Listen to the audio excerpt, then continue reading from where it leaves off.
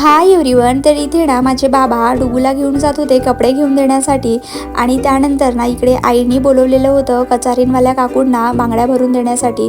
तर आई म्हणत होती की इथे बांगड्या भरून घे बा म्हणून, कारण माहेरची साडी माहेरच्या बांगड्या ह्या भराव्याच लागतात, तुला जे वाटतात त्या ते तू बांगड्या भरून घे असं माझ्या आईचं म्हणणं होतं. त्यानंतर ना कल्याणीला सुद्धा आईने म्हटलं की तू सुद्धा बांगड्या भरून घे म्हणून.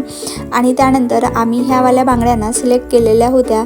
तर काही बांगड्या कमी पडल्यामुळे ना मग आम्ही दोघेही बहिणींना ह्या बांगड्या न घेता मग आम्ही ह्यावाल्या बांगड्या घेतलेल्या होत्या सेम.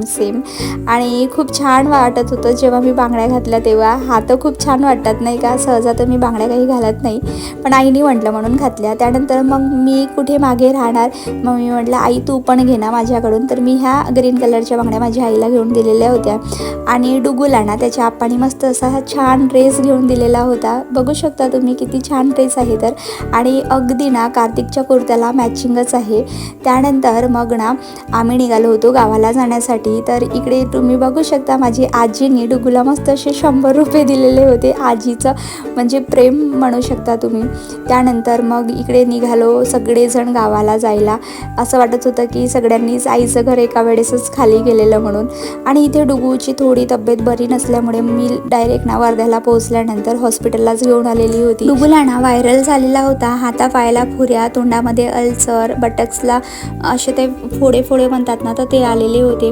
त्याच्यामुळे मी म्हटलं की सगळ्यात अगोदर हॉस्पिटलला दाखवणं गरजेचं आहे.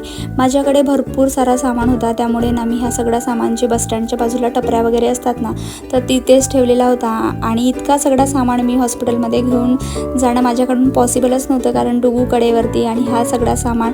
सो त्याच्यामुळे मग मी जे होईल ते मी तिथेच ठेवून दिलेलं होतं आणि सगळ्यात अगोदर हॉस्पिटलला घेऊन गेलेली होती. आणि सध्या ना हा व्हायरल सगळीकडेच सुरू आहे. त्यानंतर डुगूसाठी इथून फळं वगैरे घेतलेत आणि मग नंतर आम्ही आलो घरी आल्यानंतर दोघेही मायले का आधी फ्रेशनअप वगैरे. आणि मग सगळ्यात अगोदर ना डुगूसाठी बनवलेलं होतं फ्रेश असा ज्यूस. तोंडामध्ये छाले आल्यामुळे ना तो अजिबात कुठल्याही गोष्टी खायचा प्रयत्नच करत नव्हता.